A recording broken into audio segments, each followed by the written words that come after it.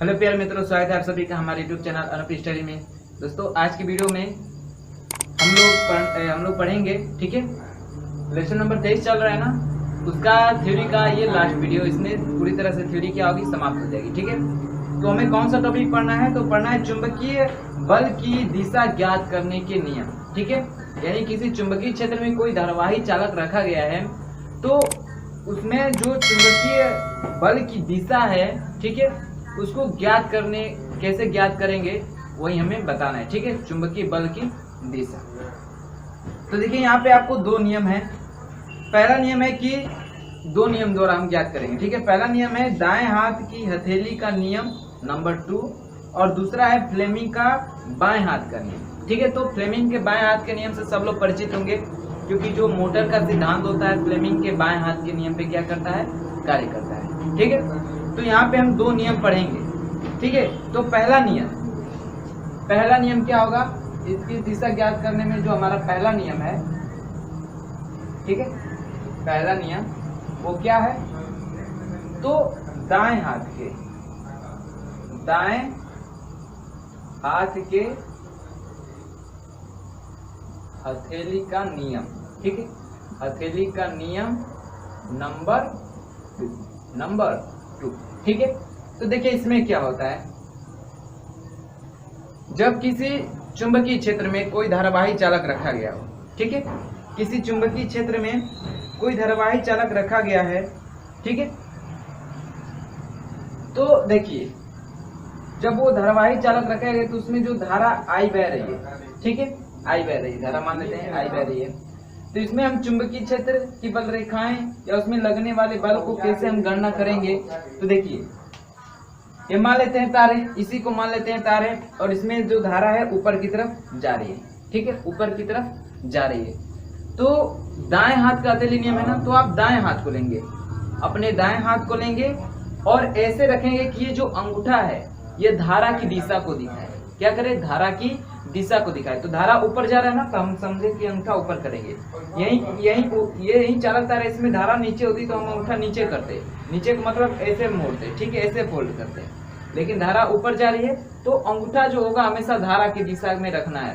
तो ऐसे चालक तार जा रहा है, चालक तार इसमें ऐसे ऊपर धारा जा रही है, तो जब ये अंगूठा ऐसे रखे, चालक धारा की दिशा को दर्शा रहा है, तो जो ये अंगुलियां फोल्ड करेंगे हम लोग, ठीक है, ये जो अंगुलियां फोल्ड करेंगे किसकी दिशा को दिखाएगा? तो चुंबकीय बल रेखाओं की दिशा को दर्शाएगा, ठीक है। ये जो अंगुलियां हैं ये किसको दिखाएंगी? चुंबकीय बल रेखाओं की दिशा को दिखाएंगे। और जो इस पे लगने वाला जो चुंबकीय बल होगा इस हथेली के क्या होगा? लंबवत होगा। क्या होगा? लंबवत होगा। जैसे मान लीजिए मैं इसी में किसी अंगुली को ऐसे फैला दूं, तो ये जो अंगुली होगी इस पे लगने वाले बल को दर्शाएगी, ठीक है।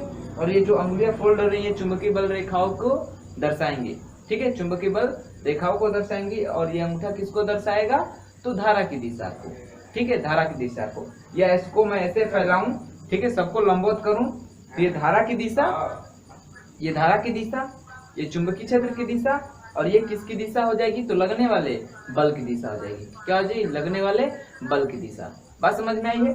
तो दाएं हाथ का हथेली का नियम यही कहता है कि जब कोई भी चालक तार है जिसमें धारा प्रवाहित हो रही है, तो धारा जिधर की जा रही है, ठीक है, धारा जिधर की जा रही है उधर की दिशा में हम क्या करें? अंगूठा को करें। यानी जो अंगूठा है हमारी धारा की दिशा को डिनोट करेगा, तो जो हमारी अंगुलियां फोल्ड होंगी वो किसको डिनोट करेंगी? तो चुंबकीय बल रेखाओं को डिनोट करेंगी। किसको डिनोट करेंगी? चुंबकीय बल रेखाओं को डिनोट करेंगी। और जो उस पे लगने वाला चुंबकीय बल होगा उस हथेली के क्या होगा? हथेली के क्या होगा? लंबवत होगा, परपेंडिकुलर, ठीक है, लंबवत होगा। ये हमारे बताता है दाएं हाथ का हथेली का नियम, ठीक है। बात समझ में आई? तो आपसे यही क्वेश्चन कर सकता है, यदि पूछे कि दाएं हाथ के हथेली नियम में पूछ दे कैसे कि अंगूठा दर्शाता है, किसको दर्शाता है? तो धारा की दिशा को, ठीक है। दाएं हाथ के हथेली के नियम में जो अंगूठा है, अंगूठा वो किसको डिनोट करेगा? तो धारा को, आई को, ठीक है। जो अंगुलियां हैं, अंगुलियां जो हैं वो किसको डिनोट करेंगी? तो चुंबकीय बल रेखाओं की, चुंबकीय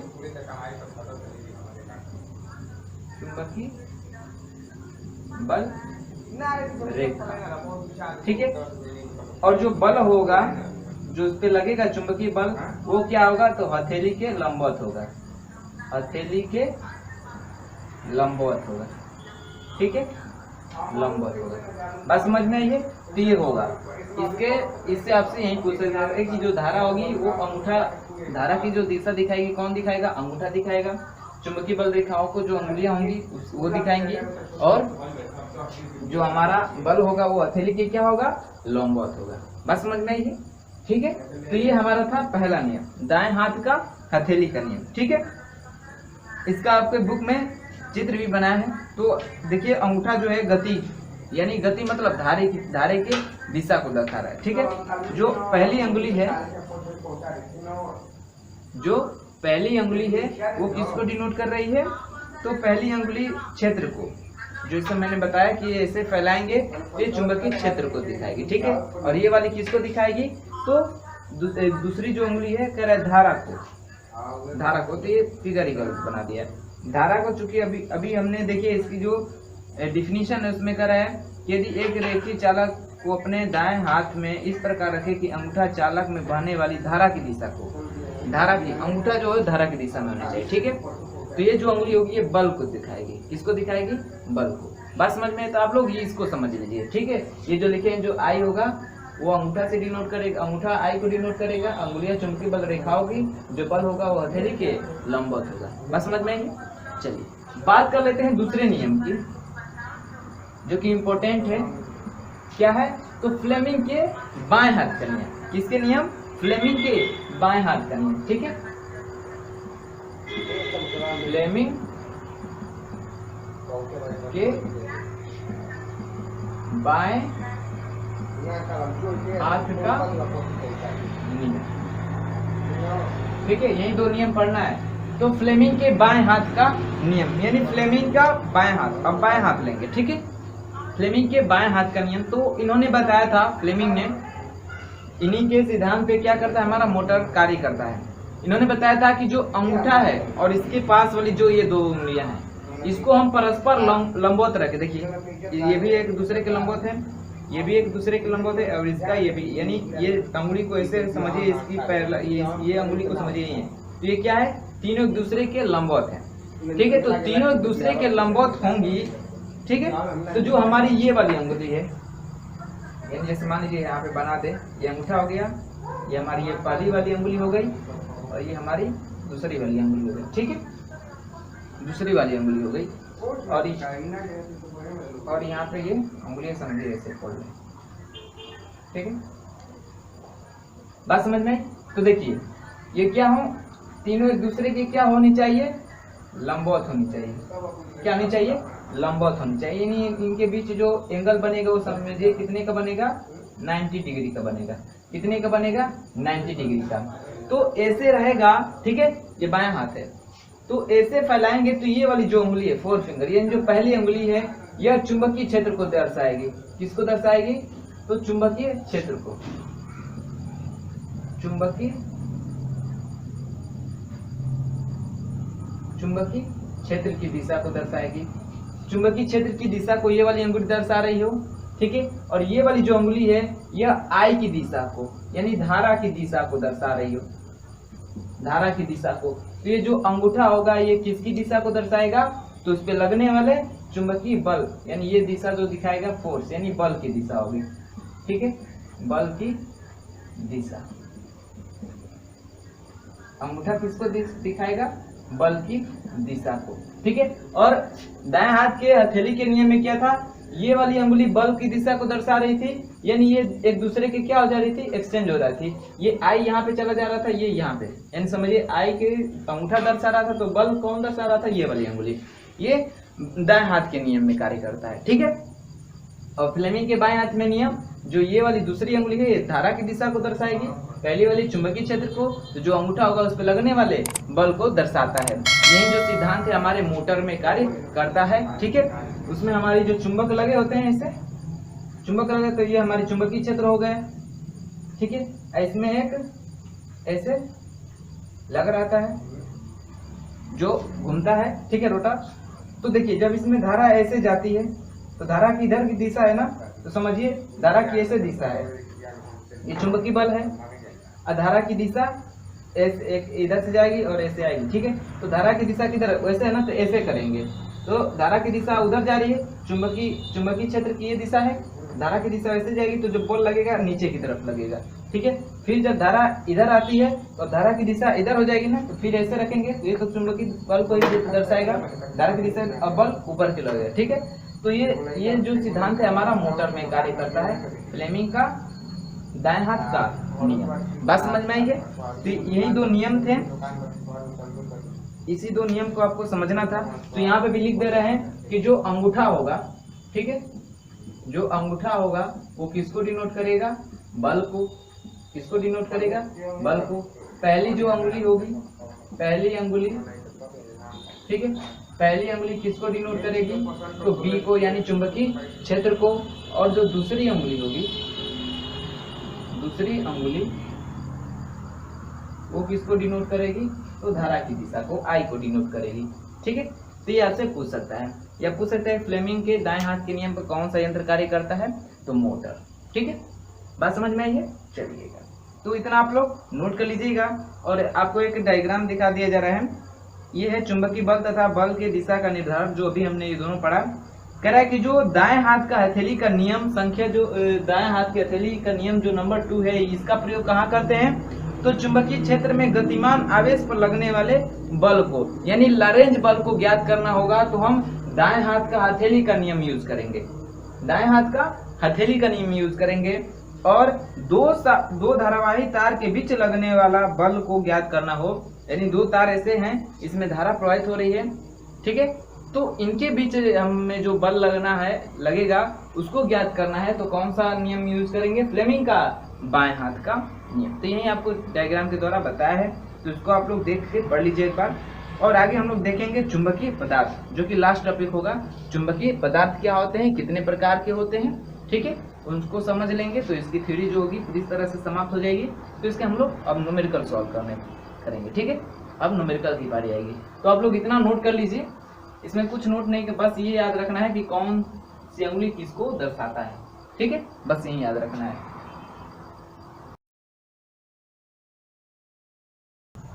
चलिए, ये हमारा लास्ट टॉपिक है, चुंबकीय पदार्थ, ठीक है। चुंबकीय पदार्थ, चुंबकीय पदार्थ, ठीक है।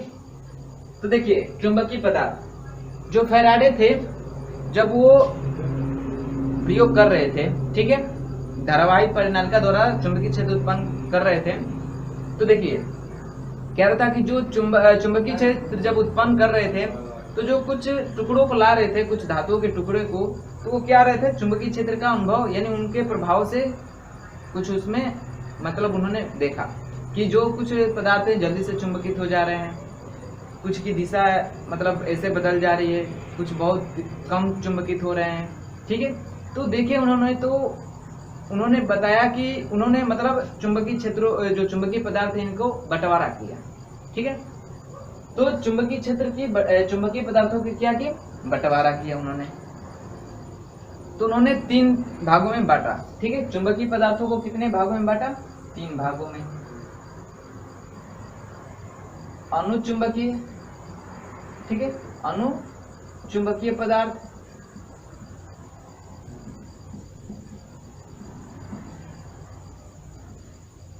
प्रतिचुंबकीय पदार्थ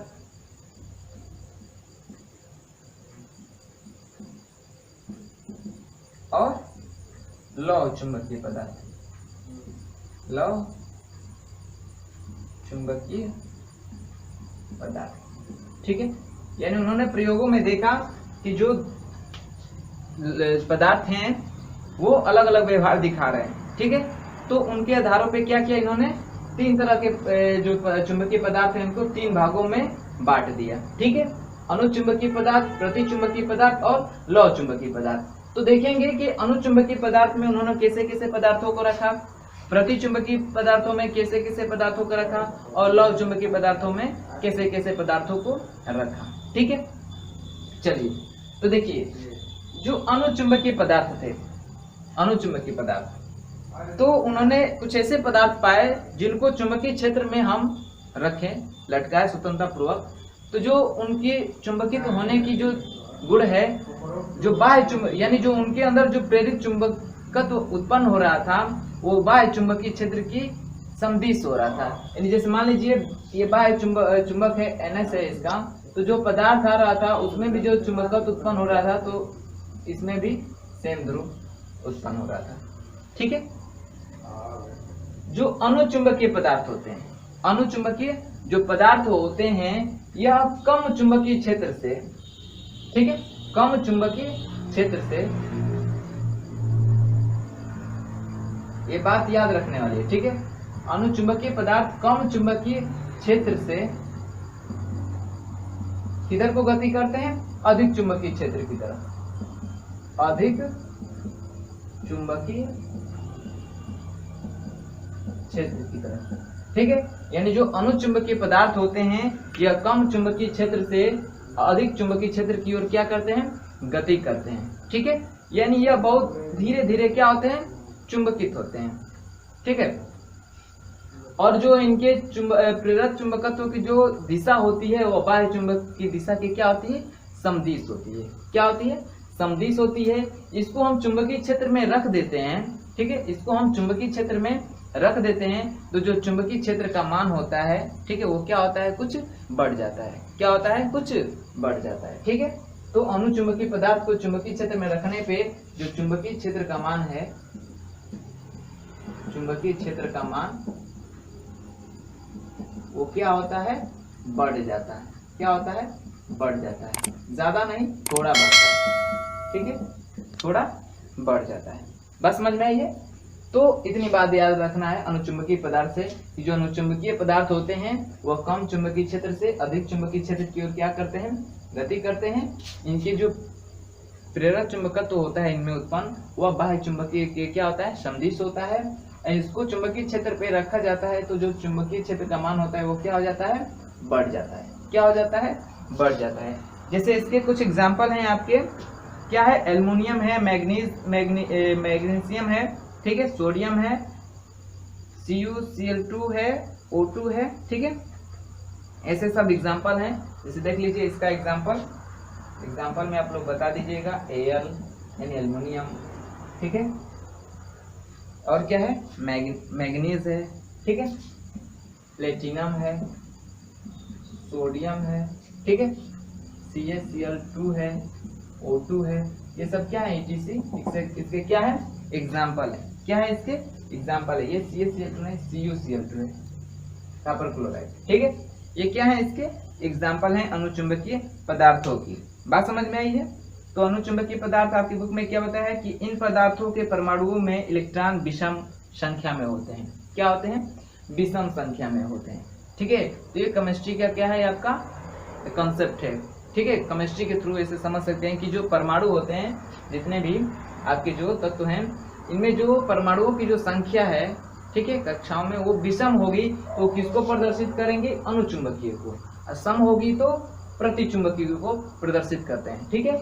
तो आपके एल्युमिनियम है, मैग्नीज है, प्लेटिनम है, सोडियम है, कॉपर क्लोराइड है, O2 है, ऐसे एक्सेट्रा, ये जो है क्या है? अनुचुंबकीय पदार्थ हैं। ये क्या होते हैं कि इन पर बाह्य चुंबकीय क्षेत्र आरोपित करने पर ये चुंबकीय क्षेत्र की दिशा में थोड़े से क्या होते हैं? चुंबकित होते हैं। यानी मैंने बताया ना कि इनमें जो प्रेरक चुंबकत्व का मान होता है वो बाह्य चुंबकीय क्षेत्र के क्या होता है? समदिश होता है। क्या होता है? समदिश होता है। इनको चुंबकीय क्षेत्र में रखते हैं तो चुंबकीय क्षेत्र का मान बढ़ जाता है। क्यों बढ़ जाता है भाई? देखिए इसका भी N इधर ध्रुव है, N इधर ध्रुव है, ठीक है, तो ये क्या होता है? इनका मान बढ़ जाता है।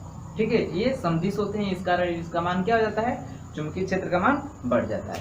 बात समझ में आई है? तो ये था हमारा अनुचुंबकीय पदार्थ। अगला समझ लेते हैं प्रतिचुंबकीय पदार्थ। ठीक है। प्रतिचुंबकीय पदार्थ, तो जो प्रतिचुंबकीय पदार्थ होते हैं ये क्या करते हैं? तो देखिए ये कम चुंबकीय क्षेत्र से गति कर रहा था ना, तो जो प्रतिचुंबकीय पदार्थ होते हैं यह अधिक चुंबकीय क्षेत्र से, अधिक चुंबकीय क्षेत्र से किधर को गति करते हैं? कम चुंबकीय क्षेत्र की तरफ। कम चुंबकीय क्षेत्र की तरफ। ठीक है। कम चुंबकीय क्षेत्र की तरफ। यानी जो अनुचुंबकीय पदार्थ होते हैं यह अधिक चुंबकीय क्षेत्र से कम चुंबकीय क्षेत्र की ओर क्या करते हैं, गमन करते हैं। ये इनकी जो चुंबकशीलता होती है वो क्या होती है, कम होती है। क्या होती है, कम होती है। अर्थात इनको हम चुंबकीय क्षेत्र में रख दे तो उसका मान क्या हो जाएगा, कम हो जाएगा। ठीक है, जस्ट इसका अपोजिट, अनुचुंबकीय का जस्ट अपोजिट, यानी कम चुंबकीय क्षेत्र से अधिक चुंबकीय क्षेत्र की ओर गति करता है। तो जो प्रति चुंबकीय होता है अधिक चुंबकीय क्षेत्र से कम चुंबकीय क्षेत्र की ओर गति करता है। ठीक है, जो ये होता है यह बाह्य, जो बाह्य हम चुंबकीय क्षेत्र रखते हैं, बाह्य क्षेत्र के क्या हो जाता है, लंबवत हो जाता है, लंबवत विक्षेपित हो जाता है। क्या हो जाता है, इसके लंबवत विक्षेपित हो जाता है। ठीक है, बाह्य क्षेत्र के लंबवत हो जाता है, लंबवत हो जाता है। ठीक है, जैसे समदिश था ना, तो ये क्या हो जाएगा, लंबवत। जैसे ये है हमारा बाह्य चुंबकीय क्षेत्र की दिशा ये है, तो इसमें जो लौह चुंबकीय पदार्थ रखेंगे वो ऐसे विक्षेपित हो जाता है, समकोणी पे विक्षेपित हो जाता है।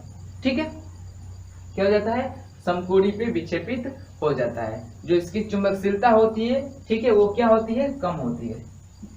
चुंबकशीलता क्या होती है, चुंबकशीलता क्या होती है, कम होती है। क्या होती है, कम होती है। अर्थात इसको चुंबकीय क्षेत्र में रखते हैं तो चुंबकीय क्षेत्र का मान क्या हो जाता है, कम हो जाता है। क्या हो जाता है, थोड़ा कम हो जाता है। ठीक है, इसको जैसे चुंबकीय क्षेत्र में मान इसको रखने पर बढ़ जाता है ना, थोड़ा बढ़ जाता है अनुचुंबकीय पदार्थ, तो इसका जस्ट अपोजिट प्रति चुंबकीय पदार्थ को चुंबकीय क्षेत्र में रखते हैं तो क्या होता है, चुंबकीय क्षेत्र घट जाता है। क्या होता है, चुंबकीय क्षेत्र घट जाता है, चुंबकीय क्षेत्र घट जाता है। ठीक है, घट जाता है। इसको जब रखेंगे चुंबकीय क्षेत्र में तो क्या होगा, चुंबकीय क्षेत्र का मान घट जाएगा। बात समझ में आएगी। इसके एग्जाम्पल क्या आ जाएंगे, तो आपके सोना, चांदी, तांबा। ठीक है, सोना, चांदी, तांबा, जिंक हो गया, बिस्मथ हो गया, एंटीमनी हो गया, सोडियम क्लोराइड यानी आपका नमक हो गया, जल हो गया। ये किसके उदाहरण है, तो प्रति चुंबकीय के उदाहरण क्या हो जाएंगे। इसके उदाहरण सोना, चांदी, तांबा, जल, नमक। ठीक है, एंटीमनी, एंटीमनी, बिस्मथ, बिस्मथ, ये सब क्या है, इसके उदाहरण है। ठीक है, ETC कर दीजिए। ये क्या है, इसके जिंक भी आ जाता है इसमें, ये सब क्या है, इसके उदाहरण है। किसके, प्रति चुंबकीय पदार्थों के। ठीक है, प्रति चुंबकीय पदार्थों के। तो आपसे ऑप्शन में पूछ सकता है, इससे पूछे गए हैं कि प्रति चुंबकीय पदार्थ हैं, अनुचुंबकीय पदार्थ हैं, तो आप लोग इनका मान याद रखिएगा। Aluminium, magnesium, platinum, sodium. ठीक है, इन सब का मान क्या रखिएगा, आप लोग याद रखिएगा।